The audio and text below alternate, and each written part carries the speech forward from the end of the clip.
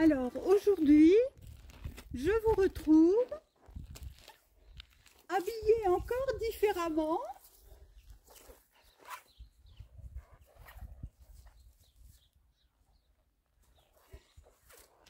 Et ça, c'est pour vous montrer l'envers du décor. Bonjour, je suis Chantal, fraîcheur Mentalo sur les réseaux sociaux. Et je viens vous parler de tricot, de calendrier de l'Avent, mais pas que. Alors vous allez vous dire, mais elle est folle. Qu'est-ce qu'elle nous fait? Voilà.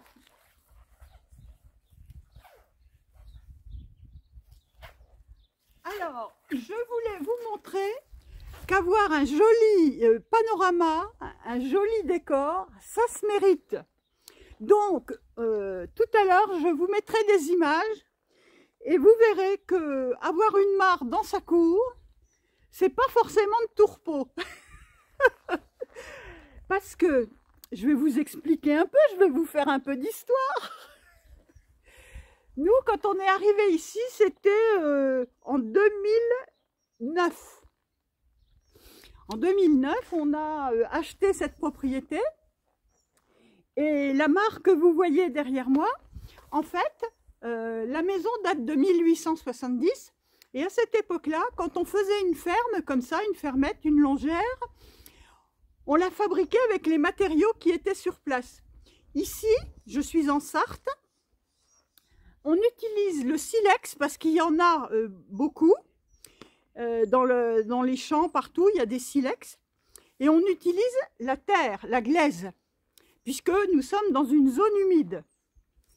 Et donc, sur la propriété, on creusait un trou pour récupérer la glaise et en faire du torchis, avec de la paille et de la terre. Et une fois qu'on avait fini la maison, il restait une mare. Parce que l'eau, par ruissellement, arrivait à cet endroit et ça faisait une mare. Ça tombait bien puisque la plupart du temps, ces longères étaient faites par des agriculteurs qui élevaient des animaux. Et donc, ils se servaient de la mare pour abreuver vaches, chevaux, parce qu'ici, on est dans une région où il y a beaucoup de chevaux.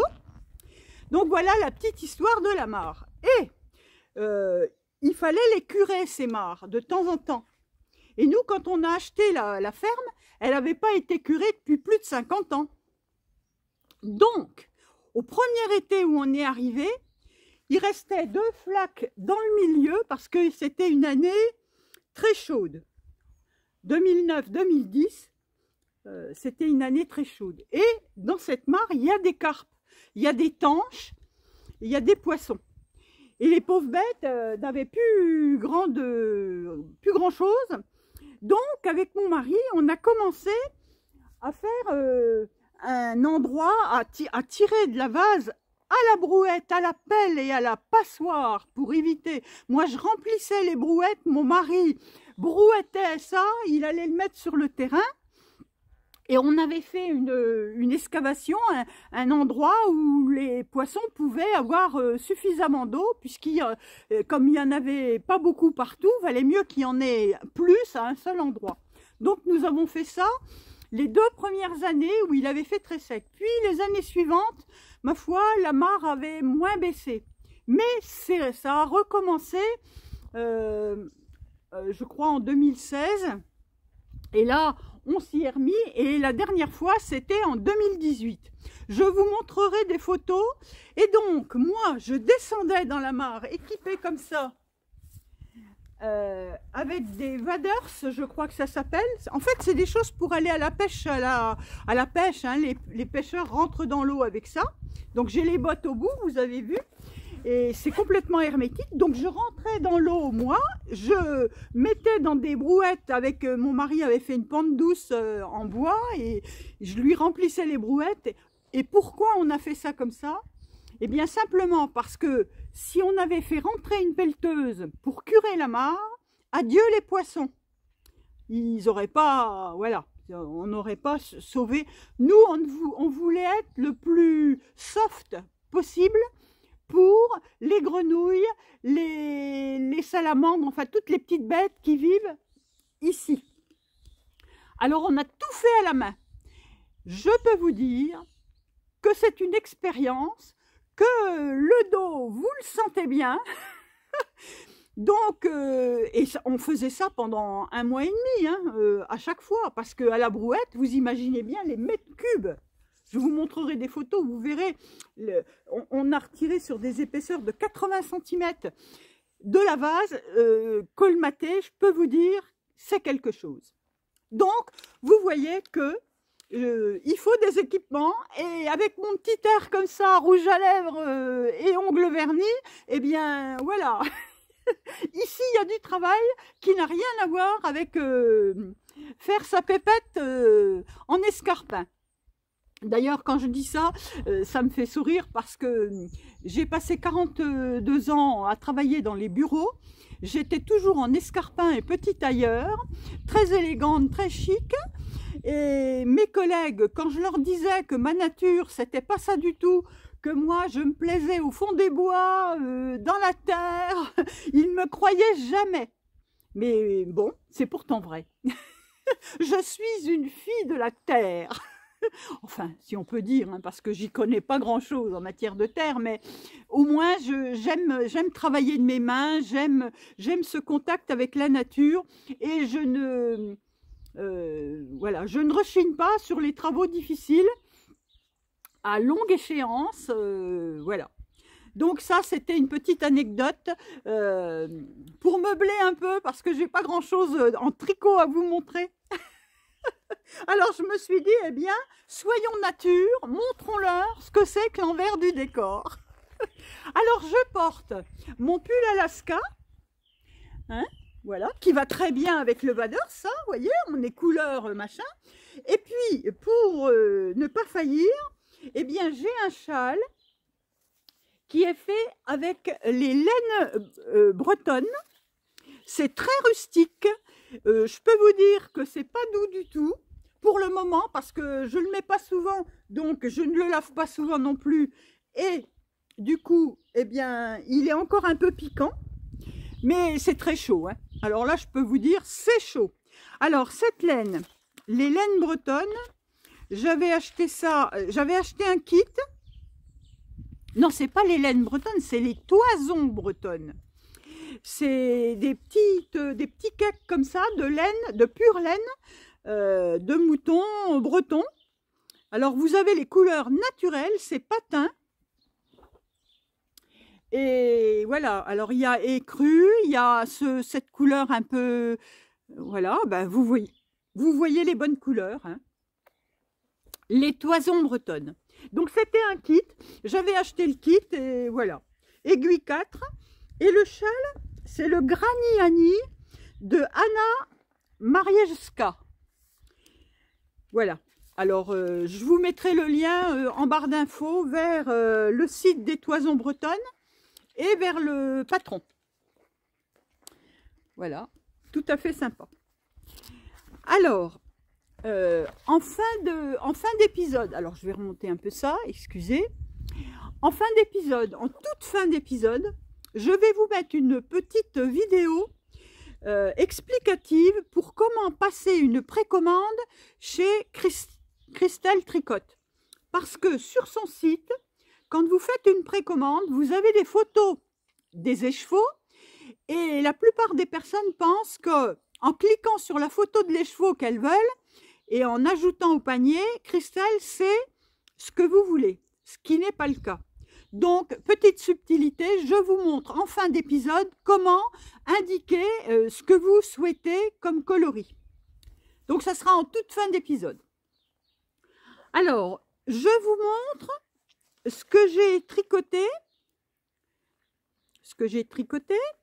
Donc, j'ai tricoté l'indice 1, l'indice 2, l'indice 3 et je suis en train de faire l'indice 4. L'indice 4 est le même que l'indice 2, mais en coloris inversé.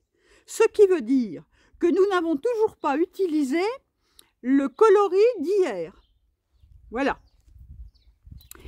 Et aujourd'hui, on va en ouvrir un autre.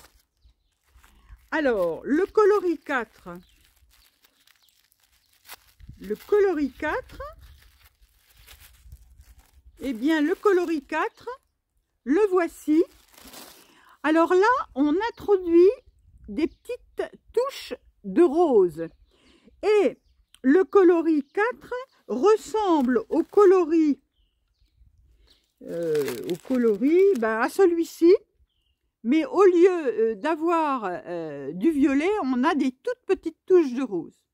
Voilà le coloris du jour, dont on ne se sert encore pas. Comme le 3, on ne s'en sert encore pas. Alors, l'indice du jour, je vous ai dit, il tenait en 2 lignes, même pas en une seule. Voilà. Vous pouvez voir. Et donc, c'est la même chose que ça, mais en coloris inversé. Vous pouvez faire une copie d'écran si vous voulez. Voilà. Alors, chez Laine et Chaudron, aujourd'hui, on voit bien qu'on a de la laine. Alors aujourd'hui, pas de pince à linge, un petit sticker pour tenir le paquet, avec des beaux petits Père Noël. Voilà. Alors, qu'est-ce qu'on a comme coloris? Ah, bah c'est pas de la laine. Ce n'est pas de la laine, ça m'a fait mentir. C'est un petit sac. Regardez-moi ça, c'est un petit pochon tout mignon. Voilà. Alors, il y a un petit nœud. On enlève le petit nœud. Voilà. Ah, bah c'est très joli. Eh bien, c'est un petit sac à projet avec un joli tissu, avec des animaux, des bouquetins, des biches dessert, doublé. Voilà. Et puis un tissu un peu suédine. Voilà. Donc aujourd'hui, pas de laine, mais un petit pochon chez Laine et Chaudron. Eh bien, nous avons le chaudron. Encore aujourd'hui. Voilà. Et monté. Alors le thé d'hier, bien ça fait comme le premier. Vous l'avez bien en odeur comme ça. En matière de saveur, c'est un thé agréable à boire, mais oui, il y a un peu de parfum d'orange, quoi. Voilà. Alors, aujourd'hui, nous sommes le 4. Alors, nous allons chercher le 4, qui est ici. Alors, je vous le redis, mais c'est le calendrier d'Aman Frères.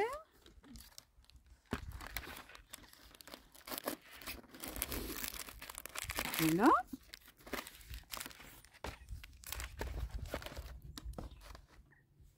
Alors aujourd'hui, flocons d'épices. Alors ça promet. Eh bien aujourd'hui, on a les ingrédients. Thé noir, écorce d'orange, arôme de pain d'épices, pétales de fleurs. Voilà. C'est bien quand ils le mettent. Alors je vous dis ce que ça sent. J'essaye. Eh bien, ah voilà. Je peux l'ouvrir parce que je vais le consommer tout à l'heure. Ah oui. Ah effectivement. Eh bien oui. Pain d'épices, oui un petit peu. Ça sent les fleurs. Pétales de fleurs. Écorce d'orange, oui. Oui aussi. Très parfumé. Hein. Tout ça c'est très parfumé. Donc voilà, je boirai mon thé tout à l'heure. Eh bien écoutez, aujourd'hui ce sera tout parce que je n'ai pas remis le nez dans mes autres pochons à tricot, que ce soit les chaussettes, les cales de chaussettes ou autres. Le gnome, on n'en parle même pas. Je ne suis pas du tout à jour, mais ça n'est pas grave. Je prendrai le temps. Je prendrai le temps après, c'est pas bien grave, moi, je fais ça, je m'amuse, ça ne me gêne absolument pas. Eh bien écoutez, Je vais vous mettre donc la petite vidéo pour vous expliquer comment passer la commande et bien indiquer au bon endroit le coloris que vous choisissez chez Christelle. Ceux que ça n'intéresse pas, on se quitte ici. Et je vous embrasse, je vous souhaite des belles journées, un bon tricot, des moments agréables, en famille ou pas, mais toujours le soin de prendre soin de soi et des autres. Je vous embrasse, à demain, au revoir.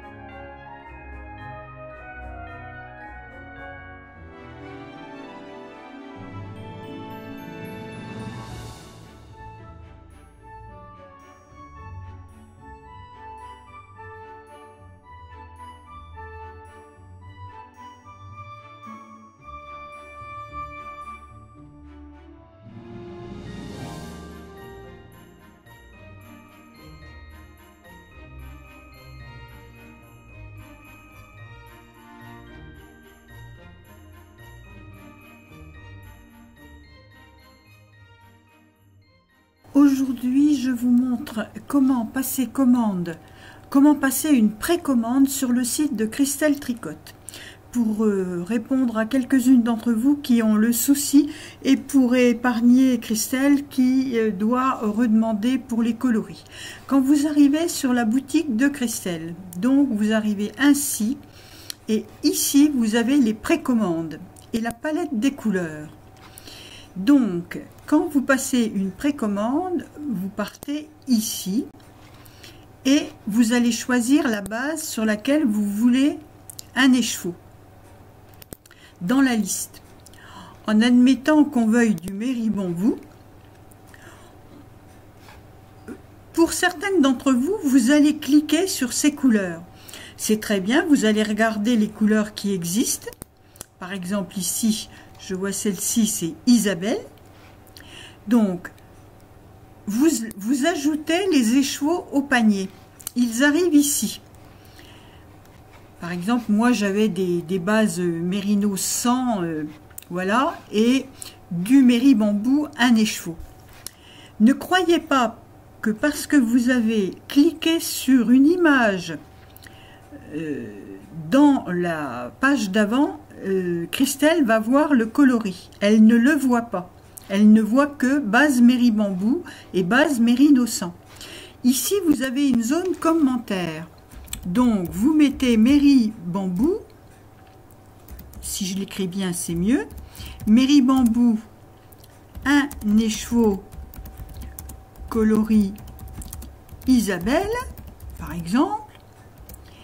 Mérinos 100. 3 écheveaux coloris Inès. Voilà. C'est avec ça que Christelle verra les coloris que vous avez choisis. Ensuite, vous accédez au paiement et vous continuez votre commande. C'est de cette façon-là qu'il faut procéder, en indiquant dans la zone commentaire la couleur que vous avez choisie. Parce que ici, il n'y a rien qui indique la couleur. Voilà, je vous remercie pour Christelle.